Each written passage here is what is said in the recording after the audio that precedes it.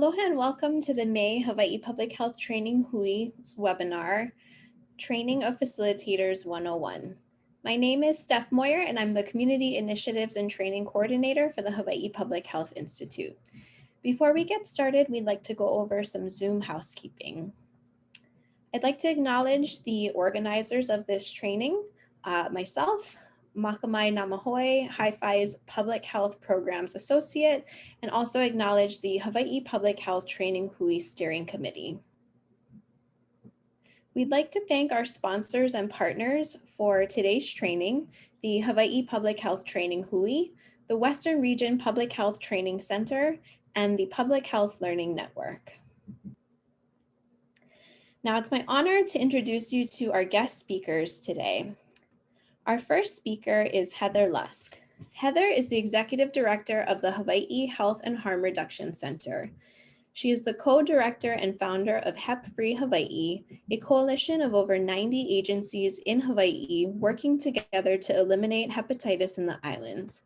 Heather has over 25 years of experience dedicated to reducing health disparities and stigma as it relates to HIV, viral hepatitis, and other chronic conditions linked to substance use. As a board member of the Hawaii Substance Abuse Coalition, as vice chair with Partners in Care, Heather works to support systems integration and the intersection of mental health, substance use, homelessness, chronic health conditions, and the criminal justice system. Our second speaker today is Kunani Dreyer. Kunani is the LGBT Program and Capacity Building Manager at the Hawaii Health and Harm Reduction Center. Kunani is a leader within the LGBTQI community, providing ongoing cultural humility trainings to service providers. He is experienced as a respect counseling, outreach testing and linkage, and rapid testing trainer.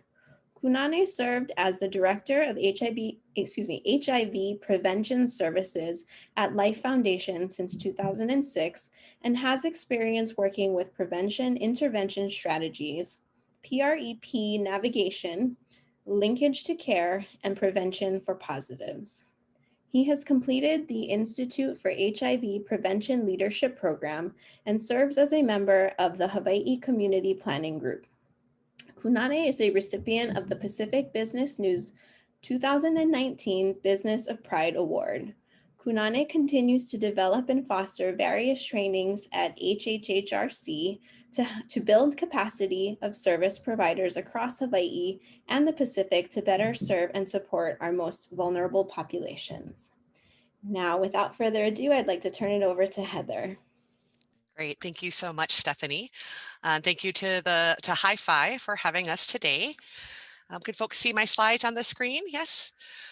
All right, so again, my name is Heather and I'm blessed to be with the Hawaii Health and Harm Reduction Center. And Kunani and I, actually I was thinking about it, Kunani, I believe that we've been training together for over 15 years, if you include the work when I was at the health department. So I'm really thrilled to be doing this training, particularly with Kunani today. Both of us have some experience in doing professional training, but like you all, we've had to take everything to the virtual realm the last year. So we're going to share some lessons learned that we have through the HHHRC Training Institute on facilitating, but also doing a highlight of doing this in the virtual environment like we are today. So as Steph mentioned, the Hawaii Health and Harm Reduction Center works at the intersection of criminal justice, chronic diseases like HIV, mental health, substance use, and houselessness. We have a no wrong door approach in really working with communities to reduce harm, promote health, create wellness, and fight stigma in Hawaii and the Pacific. In the middle here of our mission statement, you see that why we focus on those disproportionately affected by the social determinants of health, specifically people living with HIV, the lesbian, gay, bisexual, and trans communities, and the Native Hawaiian communities. We turn nobody away, and all of our services are free.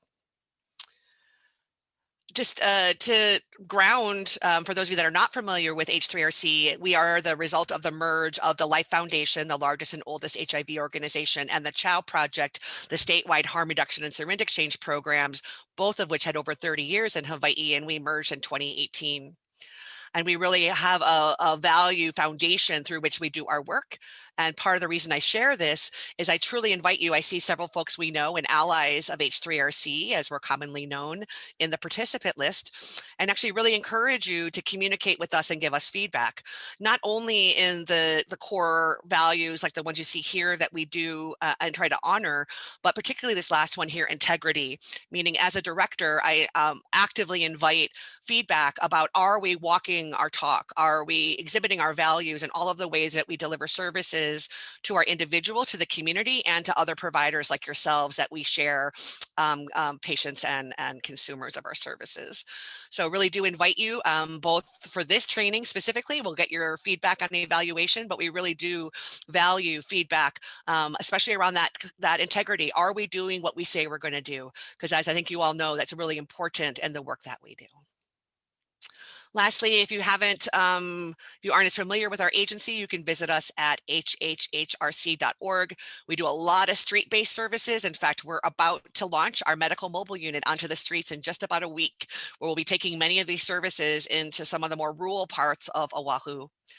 And then we do have a clinic here in Kaka'ako, and most of our services have referrals on our website, and we do what's called a warm handoff, where if you see a star here, that often means we can provide wraparound services, transportation. So for example, people living with HIV, people that identify as transgender, and other folks that access our services, we can really provide wraparound. So please do not hesitate to reach out and learn more about our services and refer your clients. But why we're here today is to share again a bit of our experience, but also hopefully to hear from you about how can we make facilitation, especially in a virtual environment, as dynamic, inclusive, and meaningful as possible.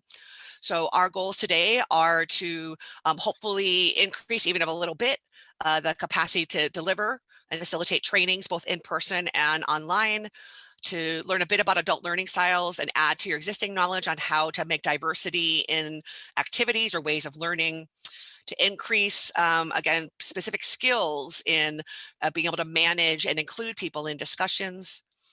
We're going to spend a little bit of time talking about those challenging participants and how, and hopefully we don't have any online right now. None of you would be giving us a hard time today, though. But to talk about those that are too quiet or talk a lot or are trying to hijack the session, how do we manage those? And then lastly, really try to hone in on some of those tips and tricks that Kunane and I, and I'm sure many of you have learned over the past year, as it seems like our entire lives have gone online. And particularly to be able to kind of highlight some of the benefits of being online, but also some of the challenges. So we're going to try to use a couple of our tools here. And so what I'm going to ask you to do, if you take out your smartphone, please, I think most of you have them, and I'm going to ask you to go to www.menti.com, and it's going to ask you to put in a code. Our code is right here. It's 2513-6560. We'll give you a couple of seconds to do that. Obviously, you can do it on your computer as well, but we find it's even easier on a smartphone. Once you get to menti.com and put in that number, you should see this question. Do you prefer in-person or virtual learning, or virtual as a facilitator? So for those of you done facilitation, would you like it in person, or have you adapted and adopted this, not really new, but definitely more accessible platform, whether it's Zoom, WebEx, or any of those? So I'm going to go ahead, whoops, sorry, Kunane, I'm going to go ahead and stop sharing my screen as Kunane is going to bring up Menti. Again, the 2513-6560 is the number to get into the Menti. I'm going to stop sharing for a moment because then Kunane is going to bring up the Menti website. And this is a really easy tool that you can utilize in trainings. So we can actually see live what the folks are doing. So we have about 105 folks on the webinar today. Thank you again for joining us. And so we have about half of you that have participated.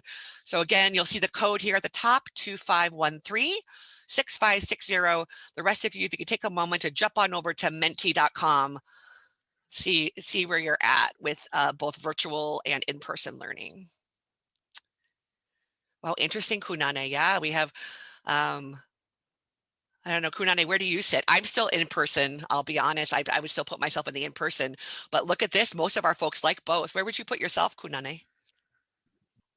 So I prefer in person, but a lot of the things that we learned during this virtual year, we could then start to use or maybe implement and mix into the in-person trainings. Like this Menti can be used at an in-person training also to poll the group and get them involved.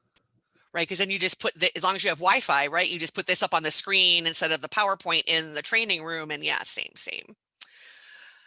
So given this, I would love for folks to, and look, someone already did. I would love for anybody who wants to chat. What do you like about both? What do you like about virtual, or what do you like about in person? Particularly those of you that put both. We'd love to hear from you. We already heard from, it looks like Kenneth.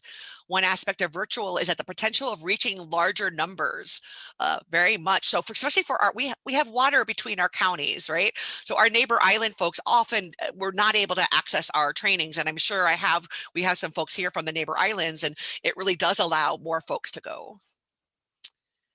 Oh, Kristen says that she really loves the energy when you do in-person facilitations.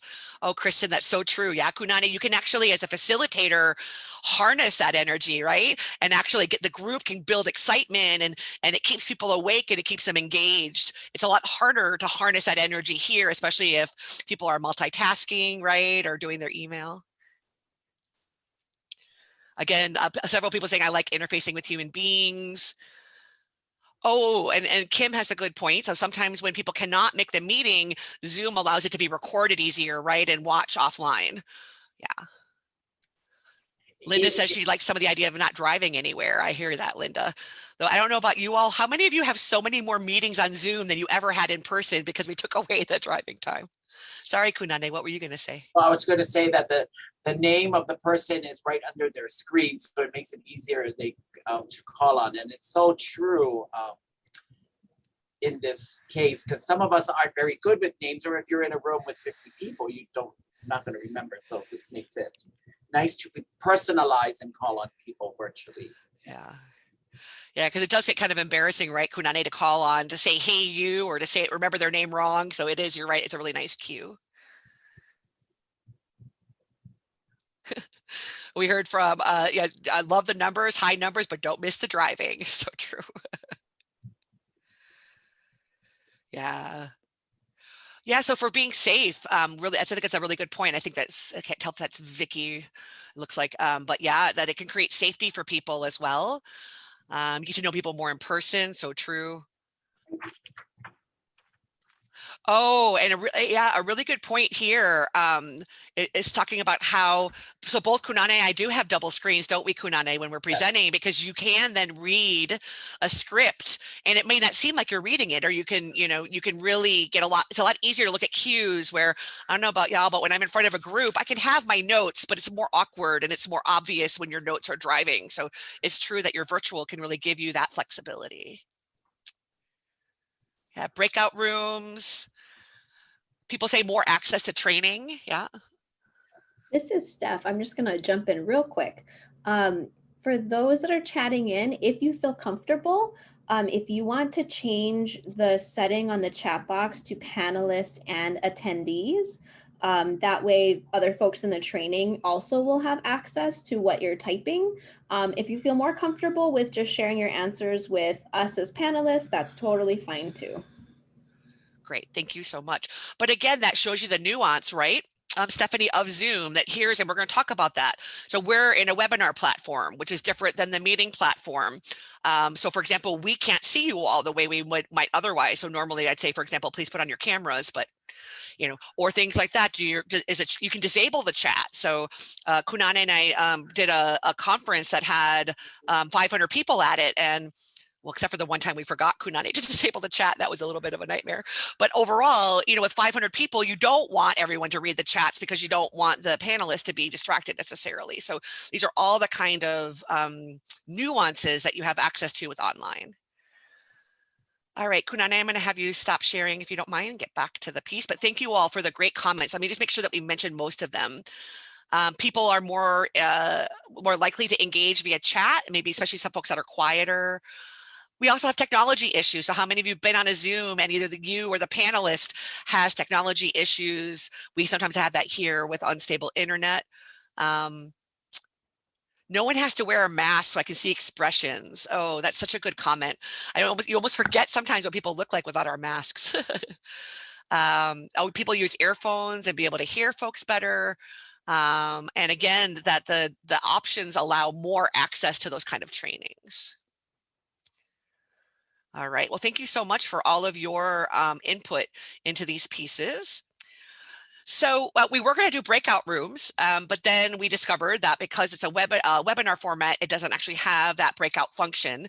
Several of you mentioned that breakout rooms can make things more interesting and also more interactive, especially in your large groups where you really, adult learning theory says that the earlier somebody talks and feels safe in a group, the more likely they are to continue to contribute and be part of it.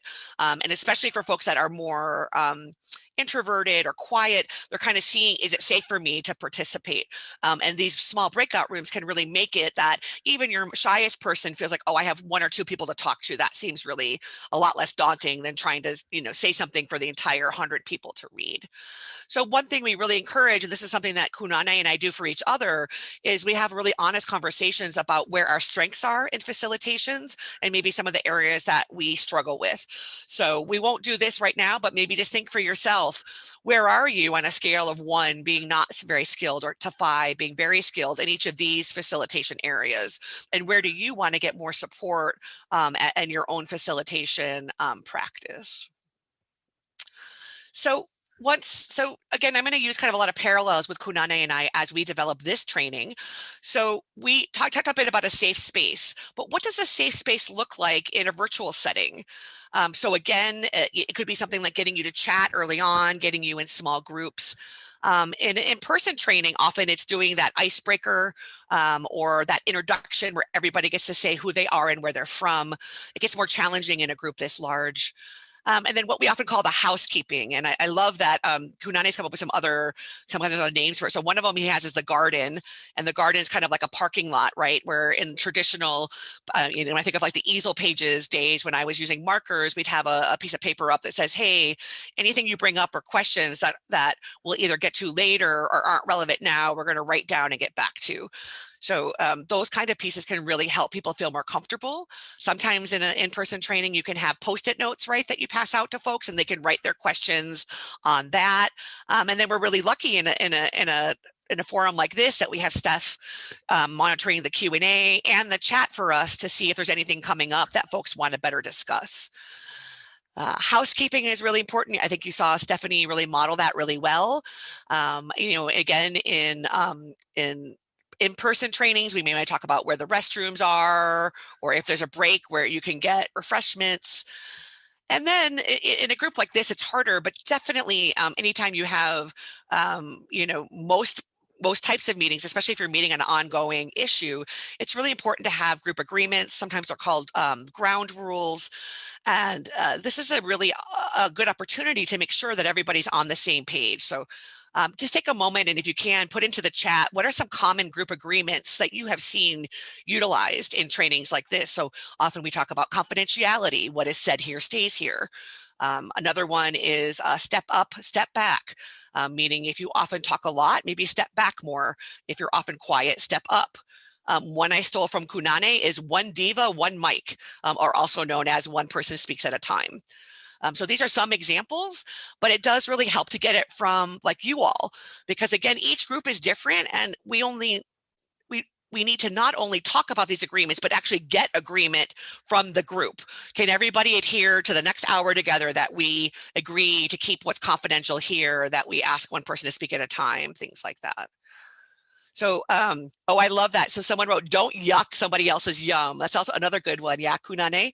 And that's kind of understanding that we all have different ways of things that get us excited. And particularly, I think when Kunane and I are facilitating like our HIV or sexually related trainings, as long as it's consensual, it's not who are we to judge somebody else. Yeah. Phone usage, I think that's a really important one. Do you want people online and checking in during the training, or do you want their phones kind of put down? Is it okay for them to answer a call, or would you rather them go outside if it's in person? Using the hands, great, somebody talked about using the raise your hand in Zoom. Oh, I love that. Judgment-free zone. Participate with the level that you're comfortable with. Yep. So we got y'all some really good kind of group agreements in here. And right to pass, no pressure. Oh, that's so important, especially in like right now, Kunane and I are developing a trauma-informed care training. And that's a real example of somebody may not want to share or may even have some feelings about what we're presenting. And we always want to create a safe space of people to not participate if they don't want to, and not to embarrass them about that. So that's great. So again, it's taking the time ahead of time to develop these. And then what about Zoom? First of all, and I think y'all know this, Zoom fatigue is real. In fact, we're coming out now with some really interesting studies. I think it was Stanford did a deep dive into what are the effects of being on, and I'm using Zoom, but it's all WebEx and all the different kinds of online platforms. But this idea of not only are we jamming more into our day because we don't travel and we aren't doing the talk story with folks that we might do before and after a meeting to make it longer. But many of us, and no disrespect if you're doing this right now, but many of us multitask. How many of you are in a meeting or right now and you're checking your email on the side or you're checking your phone? It's hard not to. But I don't know about y'all, but a year of multitasking has put my brain in a way that I haven't felt since grad school, as far as its ability to kind of bounce back. And that's what the research at Stanford said, was that we really need these more frequent breaks. So some of the things that we did and that Kunane did is, first of all, to check in with Stephanie and say, oh, we're on webinar. Okay, we're not going to do our breakout room. And then Stephanie let us know, well, she'll be monitoring the Q&A and the chat for us. Thank you so much, Stephanie. You saw that we did a poll and we had to do that ahead of time. Even though Zoom has polls, you really want to do them ahead of time and not to waste your participants' time and energy, in the meeting. And then, do you want a waiting room? I'm pretty sure you all went into a waiting room because I actually recommend these, because then one is I just went to a conference where the waiting room had a loop of a video, like a PowerPoint slide, and that was a really cool way to educate people about topics while they're in the waiting room. But secondly, you don't want to be the one with the hot mic, me telling Kunane, I don't know about what I did last night, and all of a sudden all these participants are coming into the training. So a waiting room really allows you that kind of, I don't want to say professional start, but a monitored and controlled start, so that you don't have folks coming in and again, you're saying something or doing something that maybe you didn't really want to broadcast. We normally, if we weren't on a meeting, we would ask you to have your cameras on. When Kunane and I do trainings for the Alcohol and Drug Abuse Division at DOH, which we do quite a few, we always ask folks to put on their cameras. And the research says that people are more engaged when their cameras are on. But we also understand that people may be in crowded areas or be in a place where confidentiality is an issue. And then lastly, and this may be controversial because we know sometimes breaks are hard to get people back. But again, the research is saying that if you're on Zoom, you would want to break every hour to hour and a half to really give people a chance to stretch and get out of their chair, or maybe you do exercises with them, like, let's just do a stretch right now to kind of get the blood moving. But that all these pieces thought about ahead of time is going to make your online training that much more engaging. So thanks, Kunane did a great job of kind of putting up the differences between, and this is Zoom specifically, and again, we know there's many more. Zoom's kind of becoming like Kleenex, where we use it for a generic term for all online, when really there's lots of other options. But Zoom is one of the more user-friendly. And so what he did here was define meeting. You can, how many folks can you have? Again, you have more control in a webinar around, you can't do breakout rooms, but you can disable chat or disable the list if you don't want folks. So let's say you don't want a lot of participation, the webinar may be more appropriate. If you want to have a lot of participation, meeting may be, but then it's a lot more logistics, right, to engage and manage all of that participation. And then all of the functions of Zoom come in. It's going to take a moment here, Steph, and have a break and see what's come up in the chat to see if there's anything. And I'm sorry, I'm having a hard time pulling it up. Can you read for me? Oh, there it is. Oh yeah, eye strain from the community. So people talking about the eye strain and more muscle aches and shoulders. Yeah, from just staying here.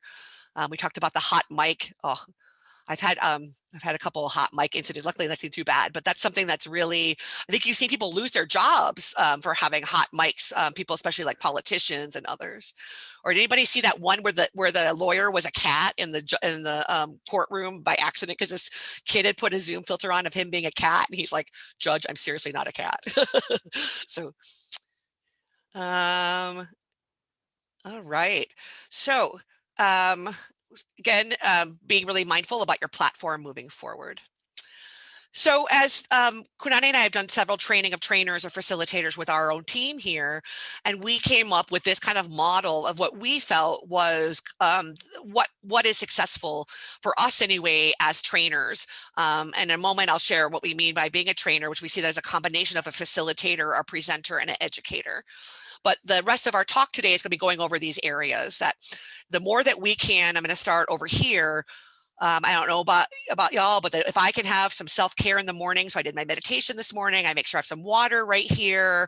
Kunane and I checked in, because the last thing you want, right, is to be all frazzled coming in because you bring that energy into the space, whether it's virtual or not. So kind of that facilitator self-care being a very critical piece of how are you as an individual taken care of so that you can make sure I have a sign on my door that says presenting, please don't, interrupt, made sure that folks knew that, and just try to make this space as comfortable for me so that I can then hopefully create a safe space for you.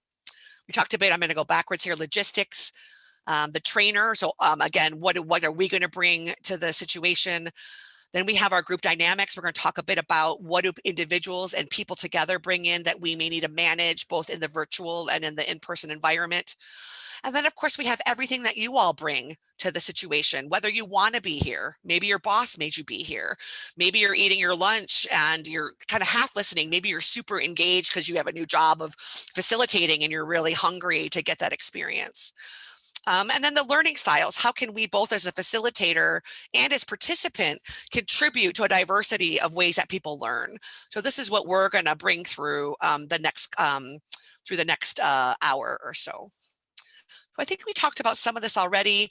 So I just want to kind of highlight, Kunane is really good, especially when we were doing trainings here, making sure that people got their email about what time are we starting. How many of you have been told we're starting at 8:30 and it doesn't actually start till 9 or 9:30? I don't know about you, but I'm an adult and I want to be able to make my decision. You don't need to cheat or fake what time it is to get me there on time. So maybe being really honest about that. What about parking when it's in person? Is there validation? Obviously, if they're a facility, people, I can't tell you how many times we've heard it was too hot, the room was too hot, the room was too cold, we didn't like the food. So again, some of it's out of our control, but the best we can. And then you always want your contingency plan. So I used to train as a trainer in the state of California, where the state would fly me around. And I showed up one day with my box of materials for my 20 people, and the room was not open and nobody could open the room. I did my training on a park, off the park bench in the park next to that building. So, that doesn't always work for folks, but if the technology goes down, what's going to happen? Just so you know, Kunane and I have said, if it gets unstable, I'm sending an email out to my team, hey, please get offline because we're stretched. If my slides don't work, Stephanie's got an extra pair or an extra copy in case we need it. So again, it's just everything that could happen as a training, and I'm sure y'all have some stories, can happen. So the more you're over prepared, it's also going to help your nerves, because I don't know about you, but they still say that the number one fear is public speaking.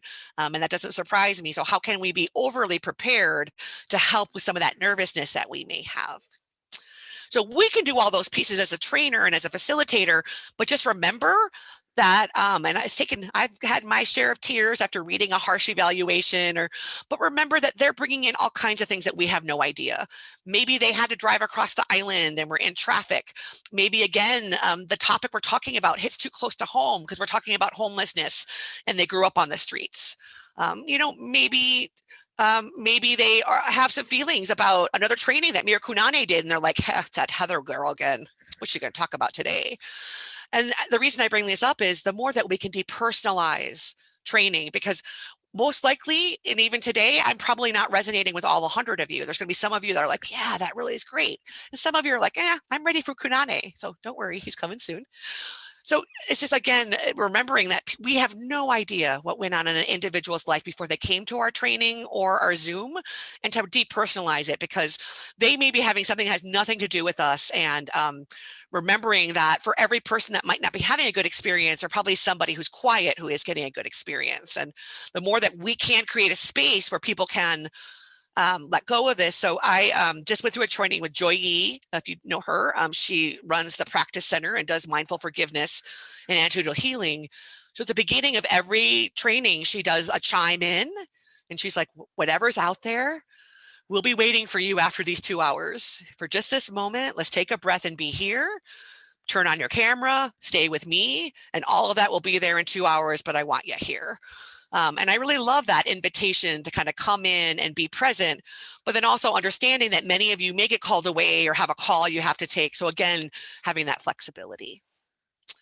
So the last thing that I want to say before I do turn it over to Kunane, or actually, I'm sorry, yep, it's my last one, is that we're talking about facilitation today, but we really see this as an overlapping process, that when we're talking about a trainer, which I consider, I think myself, and I think Kunane would too, that we're training today, and that embodies some facilitation, so some presentation and some education. So briefly, what I mean by this concept is that a facilitator is really that working with you all, right? Like, let me look at the chat. Let's look at what the mentee says.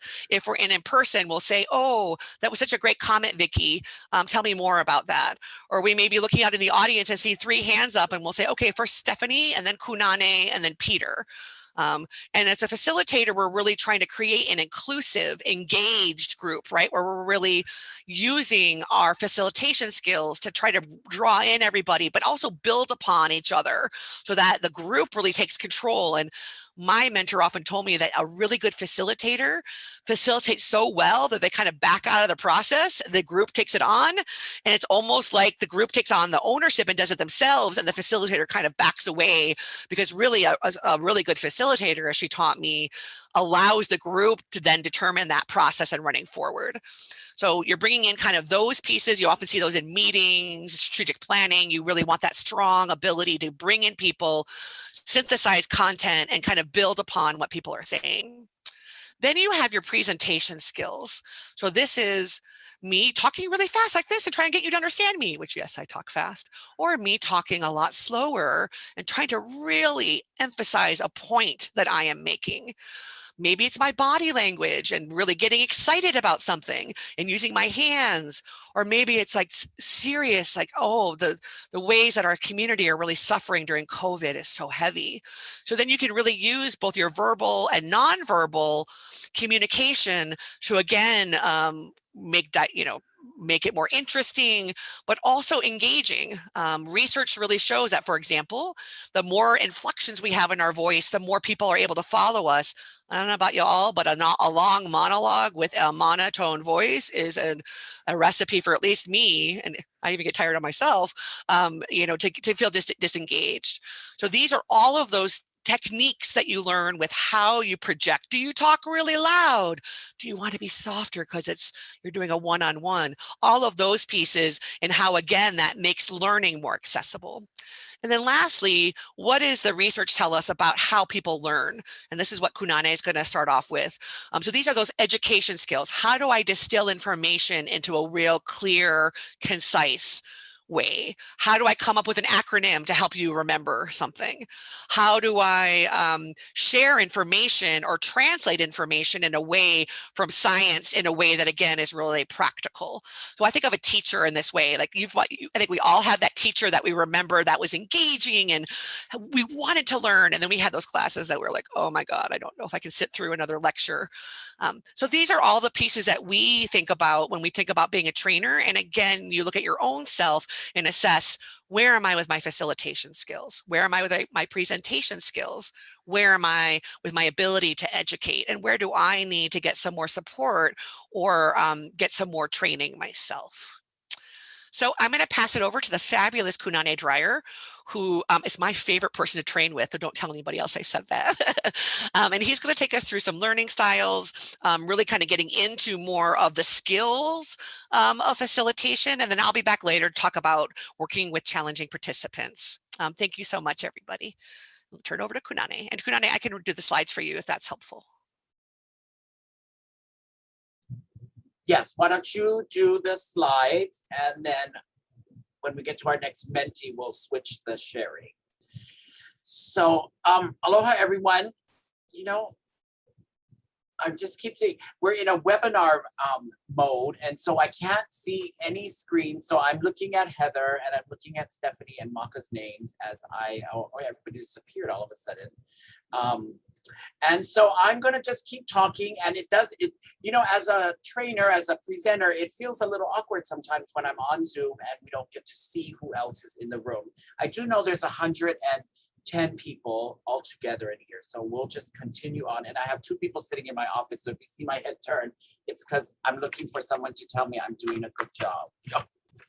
Anyway, so learning styles, really quick, Heather, sorry, just if you could go back. I just wanted to say, people learn differently, right? And when we're presenting and when we're doing things, we want to make sure we have the visual, the auditory, what people need, you know, do we engage them so there's reading and writing, and then the kinesthetic.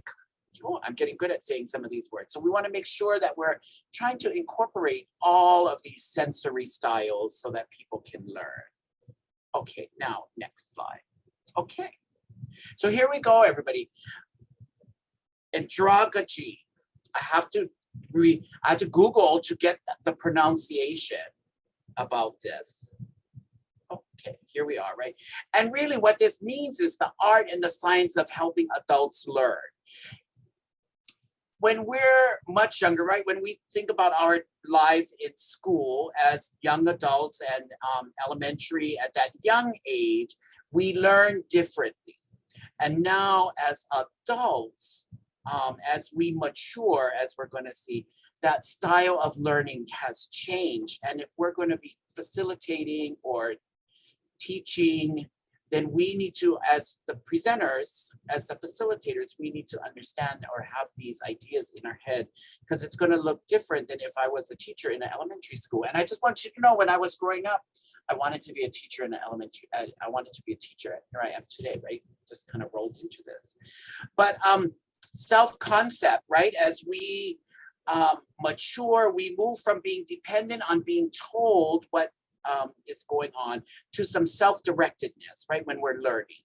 So we're moving from dependency to self-directedness. Our experiences that we have had in our life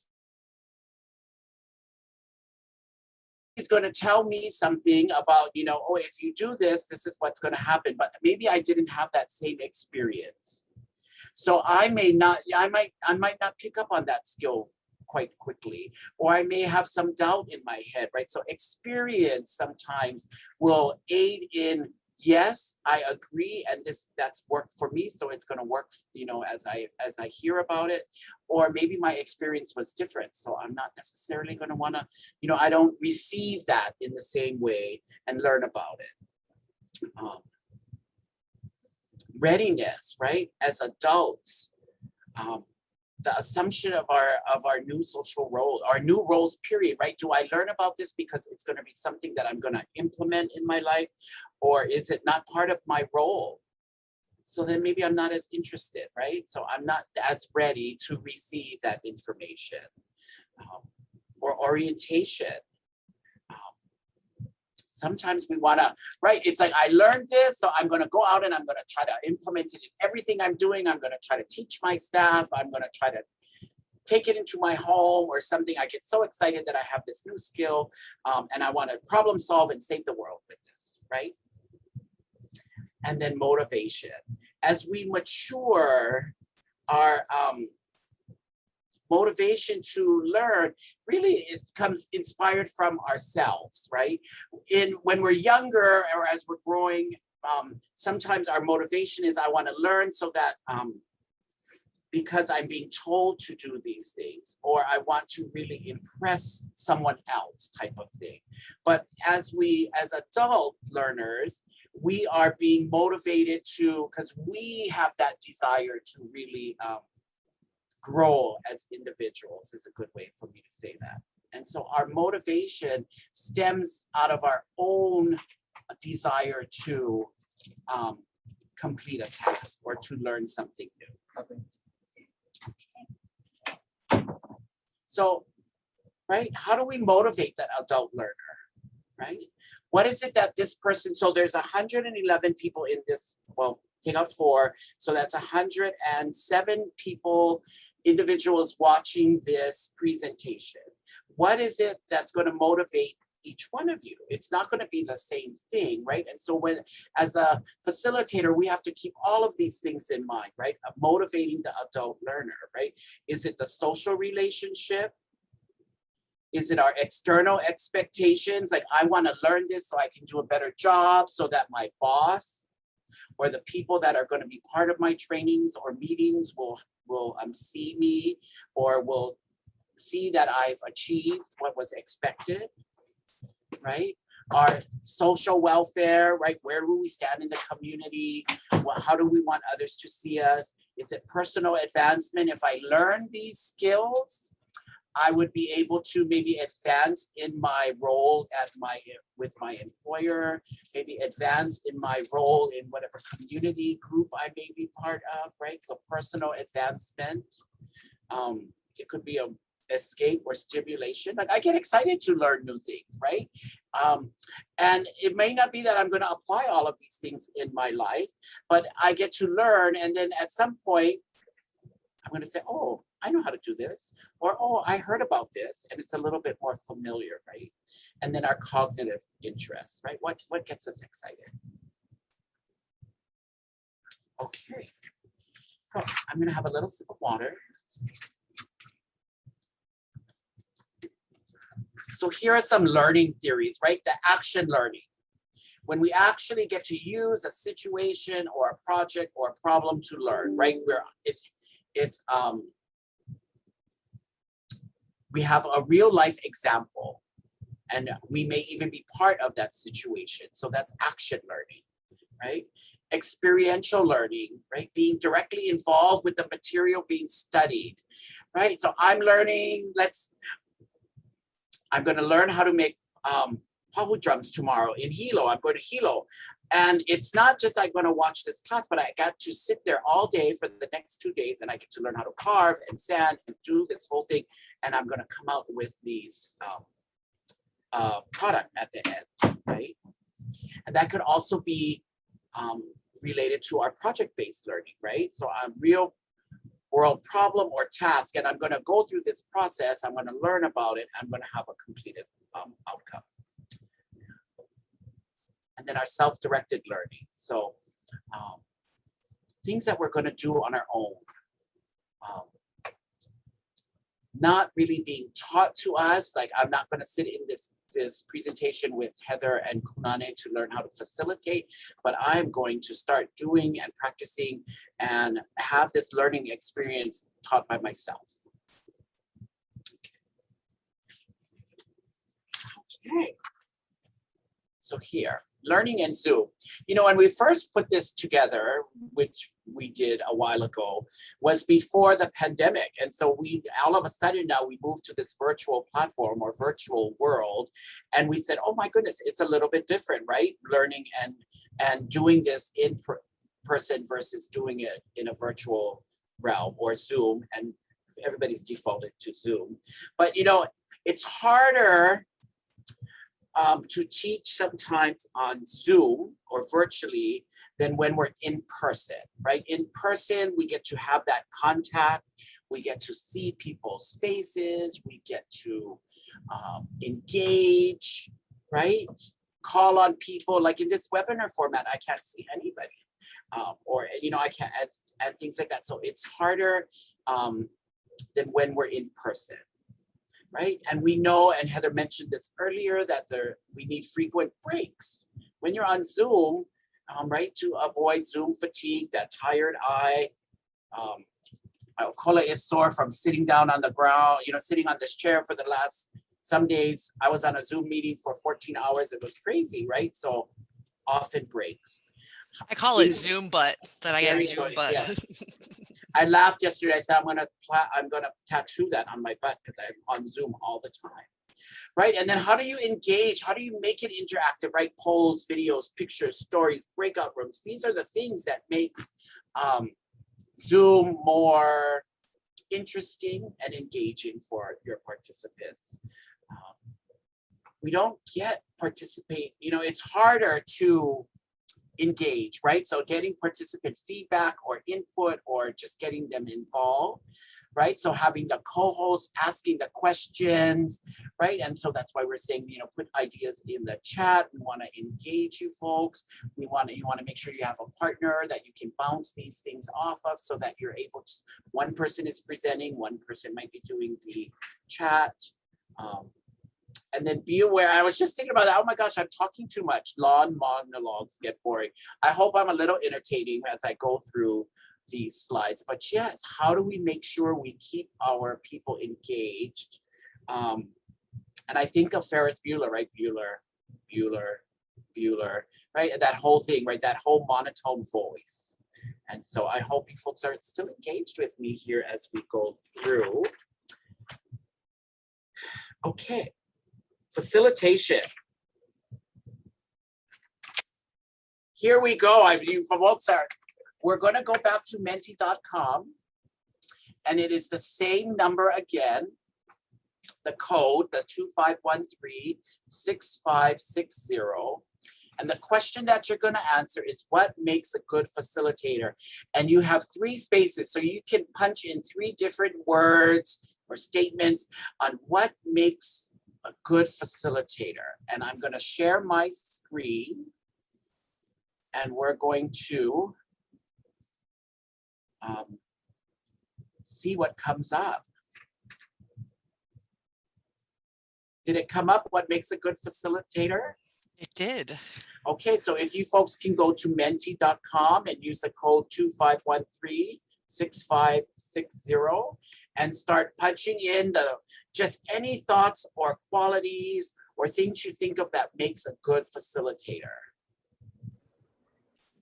Oh, I have to open there. It's open. Thank you. Okay. Is it open? No. There we go. Is it open? Yes.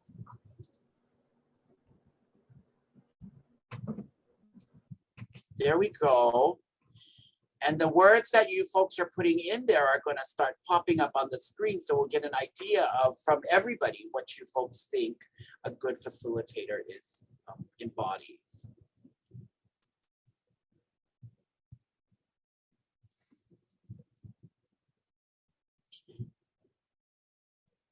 Here we go. Look at this. Knowledgeable, engaging, warm. The fact that engaging is large means that more of you are putting that in. So what's neat about this is that the bigger the word, that shows you how many people are using that word in the what's this called, a word cloud? Is that what it's called, Kunane? It is called, I think so. I would have to double check. I could double check why we're off. But Menti, so this Menti, right? Mentimeter is what it's called, has a whole bunch of different formats that you can ask a question and get responses and have it show up like this so people can see. And this makes it engaging. It makes people, it also lets us know how many out of the 110 people are, maybe might be multitasking. But yeah, so this is such a cool thing to do. And you can set a timer or a countdown so that it will let people know when that's going to be done. But yeah, but here, let me just talk about some of these words that have popped up. Engaging, and engaging is still there, a bit large in the middle. Knowledgeable, right? We want somebody who's going to listen. We're going to listen to that, knows what they're talking about or has some experience in that topic. Positive, good listener, enthusiastic and entertaining, right? Compassionate, authentic, funny, we have to have a little bit of humor mixed into some of this, right? In order to keep the crowd engaged. So this is perfect. I love all these words. Respectable, experienced, genuine, warm. Look at this. How fun. Okay, so I'm going to close the voting and we'll go back to our slides and continue on. It's still moving, everybody. People are still submitting, I think.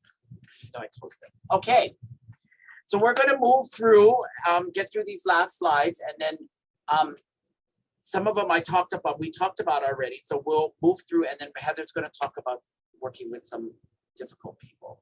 But you know, you need to, as a facilitator, we need to be prepared for anything. And Heather talked about that, right? But accomplishing our goals and objectives of what today's training is. You're spending an hour and a half with us. We want to make sure that we're giving you what you are expecting, right? Knowing who's in the room, then their personalities, because, right, some people, we have to mix people up in order to make sure that there's a nice balance within the space, right? To keep that energy in the space, right? Logistics checklist, I always have that. I want to make sure I know what's going on. When you're on, you know, is your internet, the Wi-Fi, our office has too many people sometimes. If everybody's on Zoom, we start freezing. So we gotta, you know, have plan, you know, get people off. And then always have a backup plan because you just never know what's going to happen, right? So this, we sent Stephanie our slides. If there was something we knew, somebody else is able to help us out with that. So always be prepared for anything. Who's in the room, right? The dynamics at play. Sometimes we're doing trainings or meetings and there's funders in the room that can impact the conversation that's going to happen, right? So the dynamics at play, the personalities, ask the group to share their motivations, like, why are you folks here, right? How do we build that? And we do that in the beginning of the meeting so that we can really get a sense of who's in the room. And then we can also help manage the flow and keep that energy going, right? Somebody put in here, helps you have a partner, like in this presentation. You know, Heather and I have been doing presentations for a while. We know where we excel and we know where we need help or support. And so it works out really well. Thank you for that. So who's in the room? Thank you. So next slide, Heather. Okay. Creating an inclusive environment. This is so important for us, right?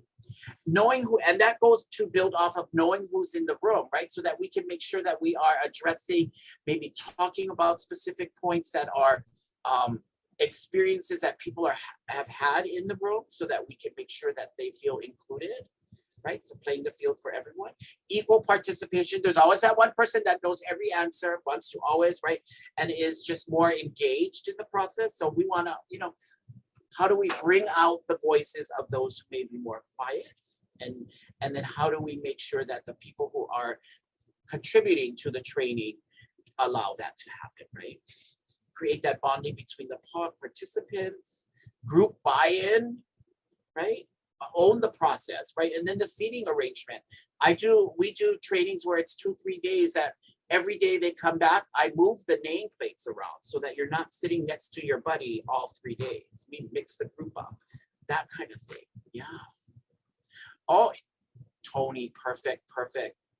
Do not use gendered language. We and our agency does that. We gender neutral, very inclusive, or just honoring somebody's identity and what they choose to, how they choose to identify. So perfect, right?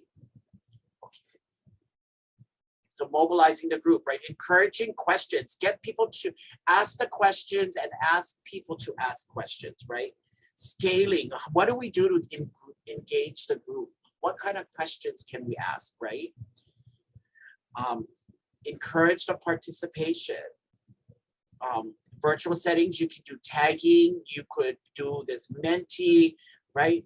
And chat confess. There's all kinds of little tricks that you can do in a virtual, right? And then support and encourage the quiet. So it's okay to be quiet. It's okay for people to allow that time and that space for silence, right? And just one thing I wanted to pop in here, and you probably have noticed this. I've been on Zoom where I start to go through each participant, but then they move, right? So sometimes it can be really challenging to make sure that you've gotten to everybody. So one tip I do is we can't do this with 100 people, but if you have 30, you could say, okay, Kunane, answer this question, then you tag the next person, and then they tag the next person. Or you go down the participant list, but don't try to do it based on the squares because you'll be crazy making because they move, yeah, and then you can't remember, and then I feel all old because I'm like, oh, Tony, and oh no, Tony already answered. Oh, Ken, oh, you already said Ken twice, so it's a lot easier to try to have them do it themselves, yeah. And then just briefly, stacking is a really great technique where you actually call.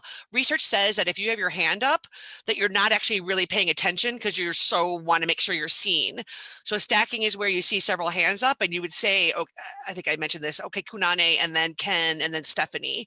And you can do the same thing in Zoom. So I just wanted to give those a couple concrete tips that are really helpful. Kunane, how else have you called on people in Zoom? I'm just curious. So you bring up a good point. So with Zoom though, if you get people to use the reactions and raise their hand feature, they get raised and they're kept in the order that they were raised, so you can call upon them.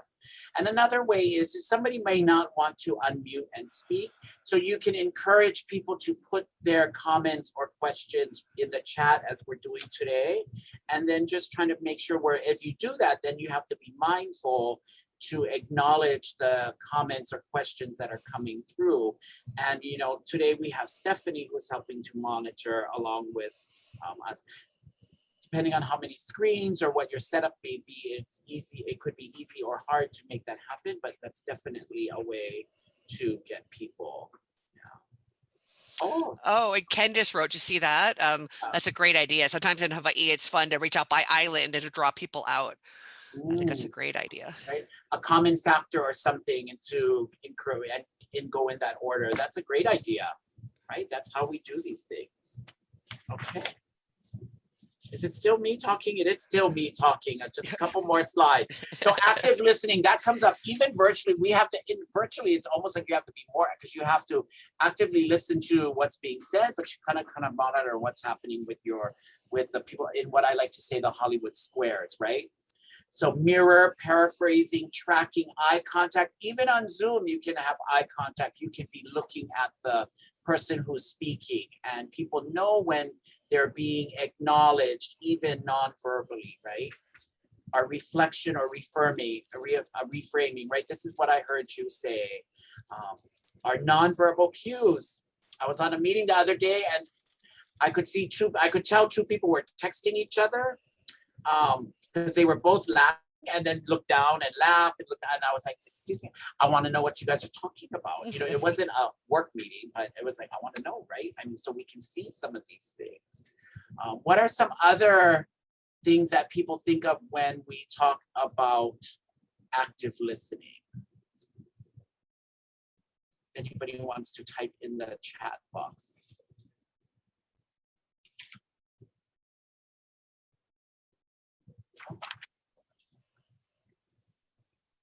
All right.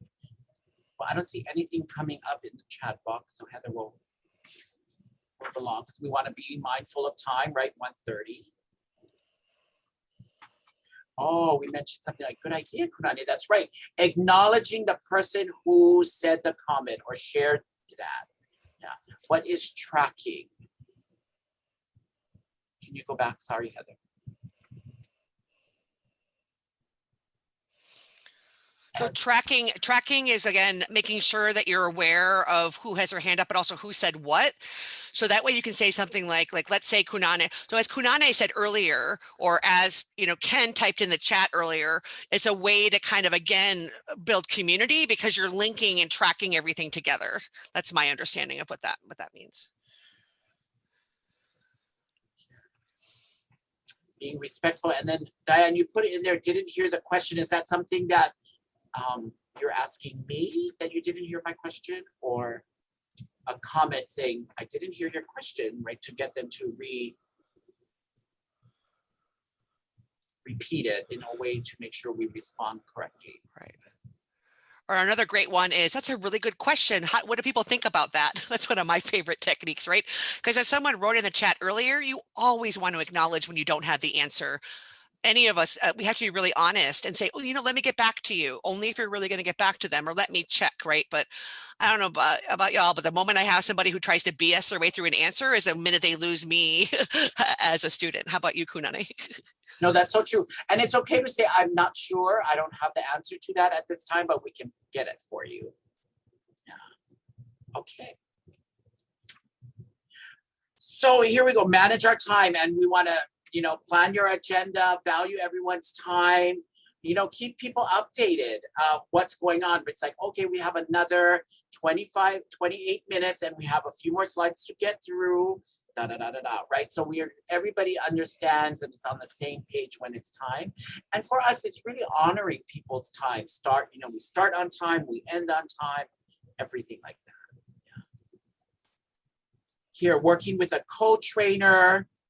Heather and I been doing trainings for a while, but we need that, because then you have somebody who's being that observer, one person facilitating, one person looking around the room that can, jump in when needed, right? That life preserver that we have at the bottom.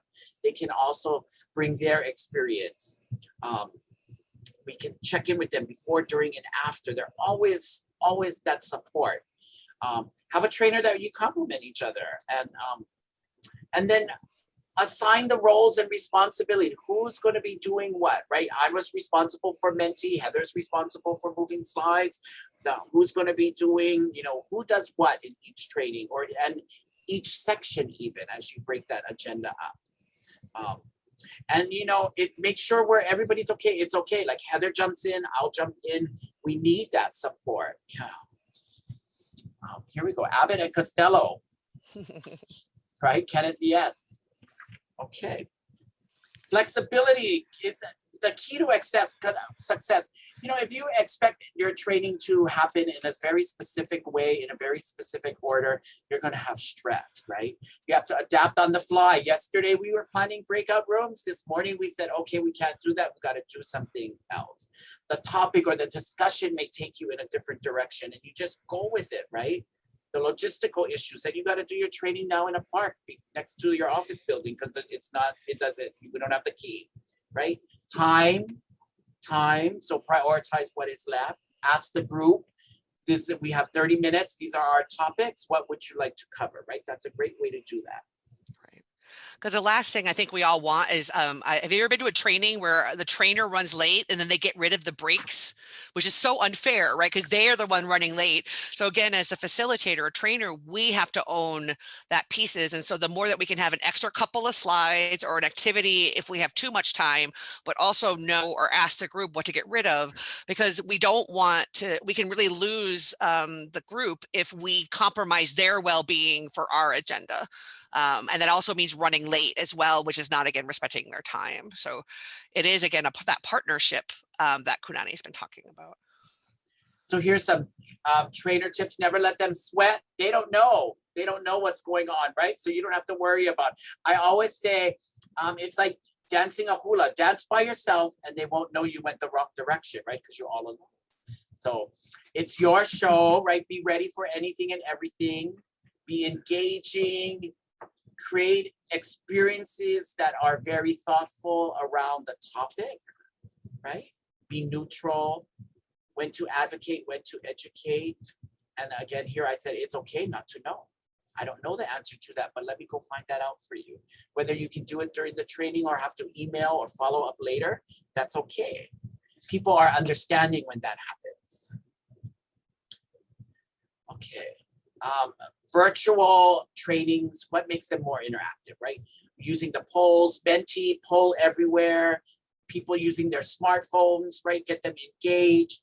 Miro is a great thing. So a Miro board, it's almost like you're in the room with them, right? It's like you're doing a whiteboard and you're having them participate with Post-it notes and all kinds of things. And you can get all of this set up so that when you're in your Miro board, it's almost like you're in a conference room and you're getting people to participate in the same way, because everybody could have access to the Miro board. I'm just these showing are- an example, Kunane, of this is a meeting that me and Kunane did recently. And I know it's going to take some time for you to play with it, but everybody can have access. Then they use these little sticky notes, and then we can do a workflow, and then we all brainstormed, and you can do all of these pieces. I think this is a free, this version was free, but if you pay, you can get more access. So at first I was a little scared of it, yeah, Kunane, but now we're really utilizing it more and more as a way to interactively have meetings and have people participate in the way they used to with like actual sticky notes. Yeah. And then of course, you know, using videos, PowerPoint, things like that. However, be ready if your internet crashes or something like that. What do you do next? Games like Kahoots, if you've heard of that, but Kahoots, you can get people to participate. It would be shows up on your screen, and you can do games or contests, make things really fun. So actually, I think that we're going to try to show a video to see if if this works. So we're transitioning here to talk about working with some challenge when we have challenging participants in our sessions. And so we found this cute little video that hopefully will work. And again, the more that we can, so this we download ahead of time because you don't want to be dependent on Wi-Fi. And that is hopefully you all will be able to hear this. Kunane, will you let me know if you're able to hear this one second? Welcome to the Dealing with Difficult Participants session. Oops. Sorry. If the goal of facilitation is to help people acquire knowledge and skills, then a difficult participant is anyone whose attitude prevents others from meeting that goal. It's the facilitator responsibility to neutralize these roadblocks so they and others can learn. But how to get them on board? Let's identify the different type of behaviors we can encounter in a training room. The latecomer, the one who is always late. The preoccupied, the one who is always worried about everything. The argumentative, the one who is always questioning and confronting, willing to be heard. The prisoner, the one who doesn't want to be here, participating in the course. The introvert, the one who never participates and is afraid of being exposed in front of the rest. The domineering, the leader and popular, the one who gets all the attention from the rest. The know-it-all, the one who knows everything and wants to get the recognition, always trying to make a point and hardly allowing the rest of participants to have the initiative. The skeptic, the one who doesn't believe in anything, and challenges the facilitator to convince him or her. The socializer, the one who wants to talk to everybody, is extremely social and has difficulties to focus. The bored, the one who shows no interest at all on the subject. The confused, the one who is always confused, does not understand the activities or the instructions. The disruptive, the one whose intention is to boycott the session by bad behaving. The apathetic, the one who does not show empathy, seems uninterested and does not seem to be motivated by anything. The sleeper, the one who falls asleep at the session. So, what would you do to gain the engagement from these difficult participants?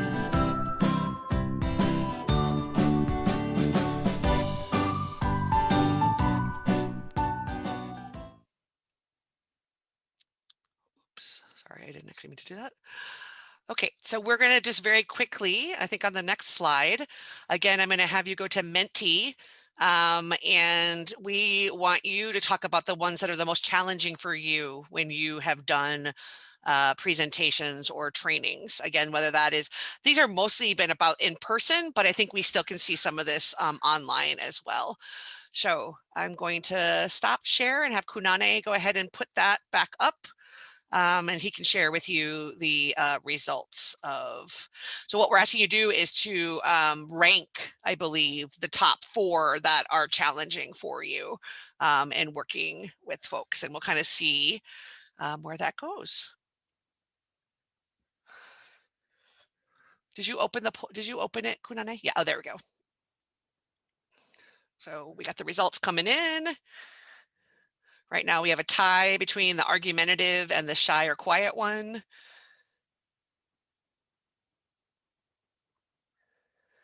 got a couple people in the chat. Thank you for sharing, Jennifer, around.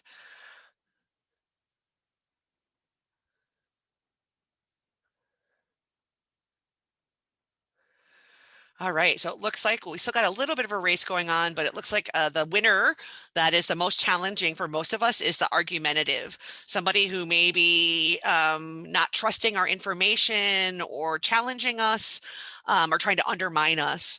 And so we're actually going to talk a bit about what to do with very quickly. We could spend a whole training just on this.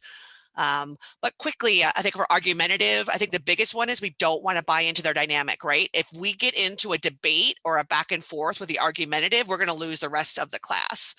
And I think you all would agree with me that no one participant is more, or no one facilitator is more important in the whole group process.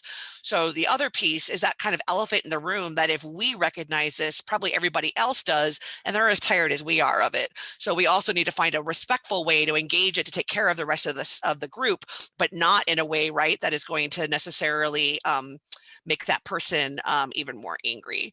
So let's go through and look at what some of the research says about each one of these. So for shy or quiet, again, we don't want to assume that they're not engaged. So sometimes some of the smartest, most present people are just quiet. They just may need to maybe more comfortable talking one-on-one. So it's really nice to do pairs or breakout spaces. The other thing I love to do, not in 100 folks, but if you have a group of 30, you could really go around the room, and it's called a round robin, where you ask each person to talk. And again, they can always pass, but that, and again, is allowing them a place to contribute. So smaller groups, breakouts. The other thing you can do is like have them journal themselves about their own answer. And then my other favorite one is let's hear from someone we haven't heard from yet. And really kind of, and then being really kind and being like, oh, you know what, we've heard a lot from you. I'd love to hear from somebody else that we haven't heard from, in a nice way. So again, the challenger, we kind of talked about that a little bit already, but one is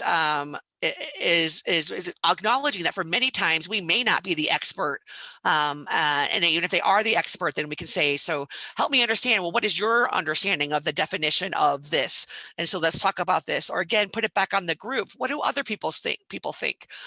Oftentimes, if the person is not trusting you or trying to undermine you or agitate you, they're actually going to respond better if somebody else in the group is the one that responds to them. This is also the reason that you really want to have group agreements, because this is where I have at the break gone to someone who's challenging and saying, hey, you have a lot of great points.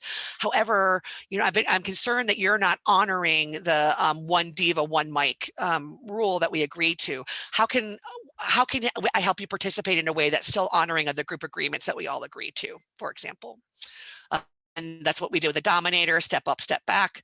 And then one of my favorites is you really kind of, as my mentor taught me, instead of trying to fight against somebody who's being a challenger, you want to kind of partner with them.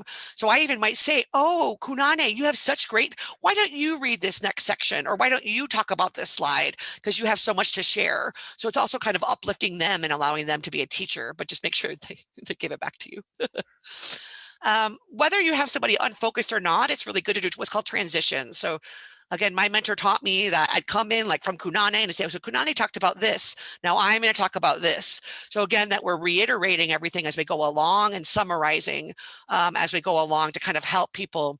The other piece is we be repetitive. People say, or the research says that people will retain less than 10%.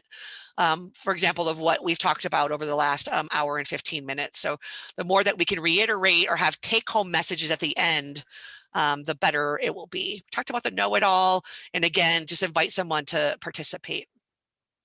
I think I've already shared most of those.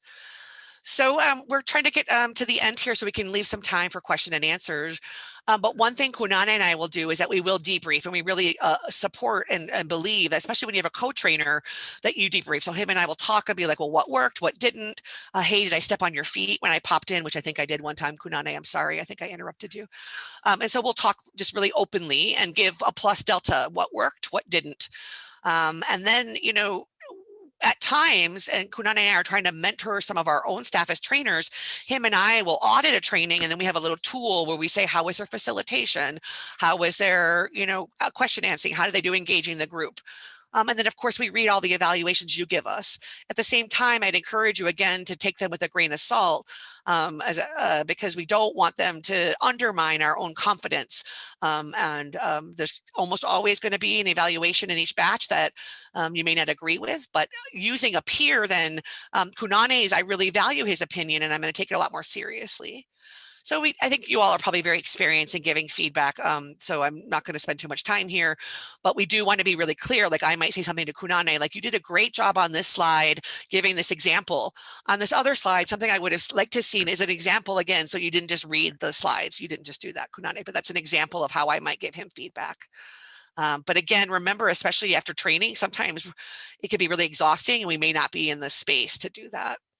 So this is how we do our feedback, really trying to be descriptive and then give opportunities for just suggestions. And I know I keep talking about my mentor, but I've been thinking about her a lot lately. She's no longer with us in this world, but I often tap into her. What she often told me was that feedback is like a gift. You accept it, but whether you actually use it or not is up to you. And I really liked that saying. So we're going to end our time with you today, and we're going to try one last interactive way to engage. So what I would like you to do is get ready into the chat for those of you that can. And if you could type in a couple of words of one thing you're going to take away, but do not hit send or hit return yet. And then what we do is we wait everybody and then we say go, and then everybody puts it at the same time. And it's called chat confetti. And it's just a way to equalize and see everybody's comments at the same time. So again, I'm going to ask you to go into the chat box, type a couple of words of something, one thing that you'll take away, but don't press the send yet for just a couple more moments. So we'll wait till everybody has their chat in there. So Heather, yeah. While people are typing into for our chat confetti, there was a question in the chat box that in the Q&A that I responded to, but I just thought I'd share it with the group, right? Is it appropriate to ask the person, right, to look up their question, right, if we don't know the answer, on their phones while we move on with the presentation? And let us know when they found the answer and maybe discuss it. My response, for me, I've done that in the past, and it's a great opportunity to inspire learning as they're researching this. And if you answer this in a group setting, then maybe you could encourage others to also, because then it would lend to the conversation that you would have based on those responses. Yeah, I think my only caveat to that is you want to ensure it's a reliable source, right? Yes. There's a lot of disinformation on the internet. Are they getting it from Wikipedia or the Centers for Disease Control? So that's I totally agree with you, but we want to make sure that whatever citation that they're using is known to have accurate information. Yes, yeah. Yes. But no, very, very good. That's good.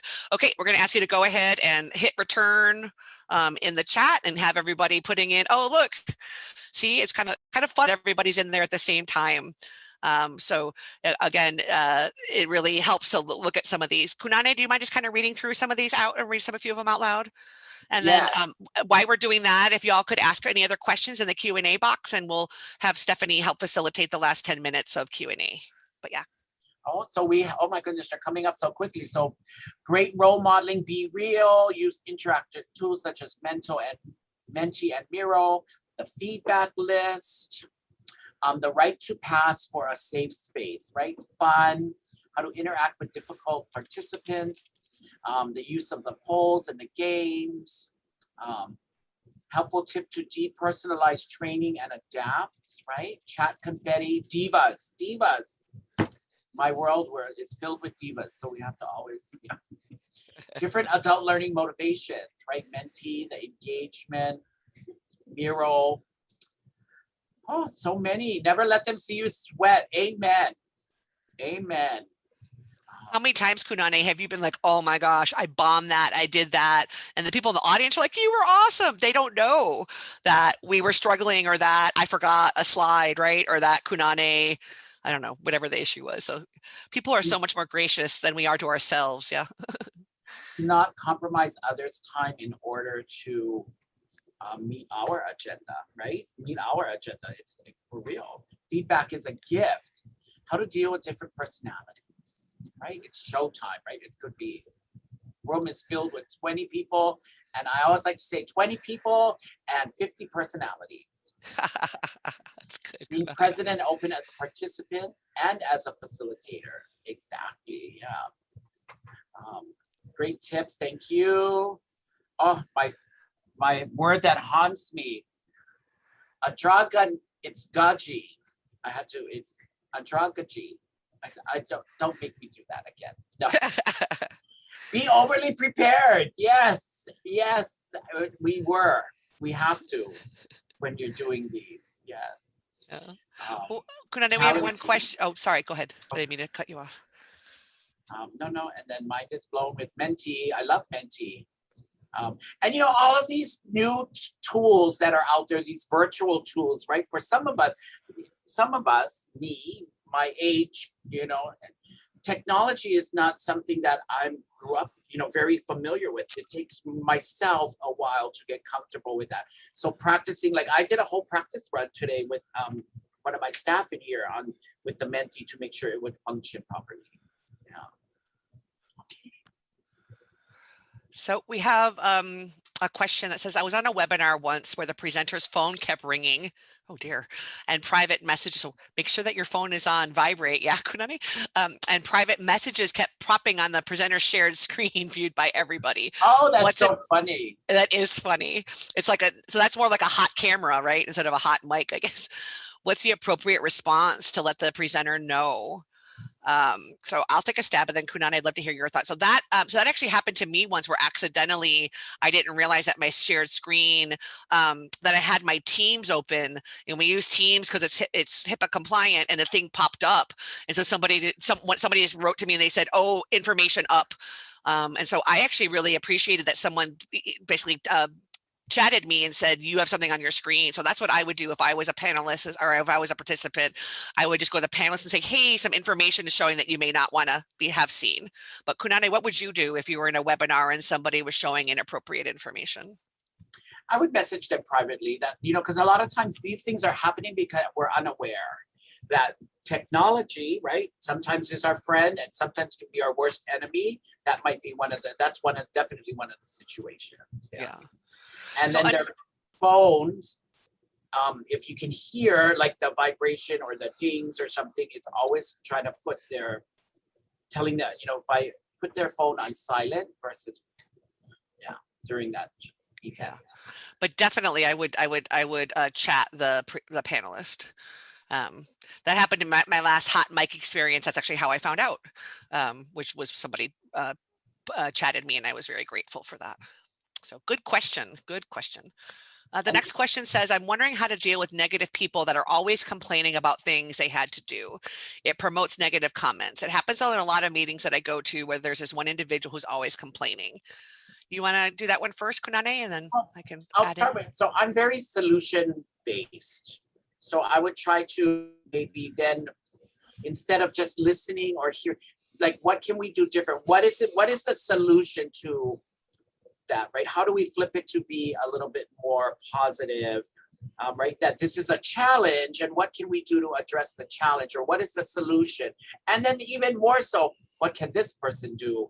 What is his solution or her solution or their solution to the situation that they may be having the negative comments about? Yeah, I think I'd similarly, and I've even said, so a bunch of the trainings that Kunane and I do are for the Alcohol and Drug Abuse Division for certified substance abuse counselors. And so we ask, why are you here? And I would say at least half of them, yeah, Kunane are like, I'm here for the CSAC credits. So then I almost make it a joke, and I'm like, oh yeah, no shame if the only reason you're here for credits, we still want you to be engaged, but we get it that you're here for the CEUs. And so I try to kind of turn, and not that they were complaining necessarily, but just turn it into a more lightness of like, it's okay that you're mandated to be here. Given that you have to be here, what can we do to make this as engaging of an experience and a learning environment for you? And then I would do, so usually the way that I do challenges is I try to do it respectfully in front of the group, and say, hey, we've heard a lot from you. Do you mind letting hear from others? Or, oh, that's a really good comment, but you interrupted somebody, but really nicely. But then I also have no qualms on a break going to someone and saying, hey, I'm getting the sense that you're really unhappy to be here, and that you had to be here, and that you don't think this is a good process. What would it take for you to be able to put that aside for just a moment and have an opportunity to be open to some of the solutions that others are suggesting or whatever. So I don't know if those were helpful for the person that answered the question, but those are some techniques that it sounds like Kunal and I have both used effectively. But I think it's kind of like, and I'm a social worker, and I've often been talked about a process comment, which is where you comment on the relationship, between you and the person. Like maybe the person's looking at their watch. So I might say, hey, it looks like you're looking at your watch a lot. Are you in a hurry? I feel the exact same way about a facilitator or trainer. If you're being noticed by it, the group is being noticed by it. And the group, especially if it's an ongoing group or a reoccurring group, they're looking to you as a facilitator to say, how are you going to take care of us? How are you going to make sure that this complainer over here doesn't sabotage all these great things that we're trying to do? So again, it gives an opportunity for us to remind ourselves that no one person is more important in the group process. Oh, Diane's got a question. What's a hot mic? Yeah, hot mic means that you're not on mute. So that's, it could mean either that you're not on mute at I think it came from like a press conference where like politicians where they could be heard over the microphone, but I use it on Zoom as that I forgot to mute and somebody can hear me. Yeah. Okay, I think we're at time. We have time for one more question if anybody has it. Otherwise, I'm going to ask Stephanie to come back on and talk about follow-up steps, which I think she already did, but just to reiterate about getting the information that she needs by Monday if you want to get your CEUs.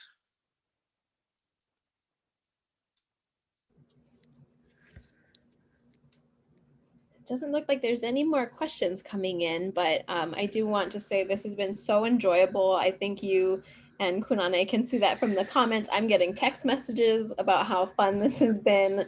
So very, very wonderful. I'm wondering if I don't know if this is possible, but if in 1 minute, you could maybe talk to, I think a lot of our attendees could be direct service providers. And I think a lot of what you folks have talked about can be applicable to not just trainings, but maybe running groups. Mm-hmm. Yeah, like running groups at their clinics or wherever their setting is. So could you talk a little bit about how they could take what they've learned and apply that to groups that they might be running? Sure. So I think the first thing for me is understanding group dynamics, which we didn't go a lot into, but there's some theory that's pretty well established that talks about groups coming together, and they talk about that they form, they storm, they norm, and I'm blanking on the fourth one, meaning that it's really normal for people to come in with their individual experiences and expectations. And so you kind of bring people in and then creating safety, right, with those agreements and whatever, so that everybody can participate. But then there's actually a really normal storming part that groups have a group development. It is normal for groups, and we've seen that at our own agency, where because it's almost like at the whole testing authority in adolescence. Is this group really for me? Is it really safe here? Can I trust you? Can I trust my co-members? And so there's sometimes those I don't know if it's arguments, but disagreements. And then if you can really provide the safe space to allow that to happen in a safe way, it goes into the norming, which is then the group takes on its own culture. And they really are bonded, and there's no group like that group. That group's never going to exist again. And how do they kind of enhance that? And then from that is kind of like, how do you then harness all of that to also honor when the group dissolves? Because then when people are really bonded, they're going to having some kind of ritual when you kind of close groups, I found is really important. So those are just a few things that came to mind for me. Kunane. I think you covered most of it. I mean, you really covered a big chunk of this. For me, if I'm sitting on a webinar like this, or even a Zoom meeting, or if it's in person, it really comes down to the group dynamic, and then really hearing what they have to say, and then being flexible enough to go in the direction that you need it to, that the group is taking it, and bringing it back to reach and achieve the goals of that group. What should be happening during that hour or whatever time, and how do we accomplish this? And so as the facilitator of a group, you're kind of like steering the canoe, right? You got to get them, it might go to the left, honor that, and then get them back to where we're going. That's a great analogy, because you are the navigator, right? In a lot of ways, a facilitator is a navigator. I like that. That's great, Kunane. Was that helpful, Stephanie?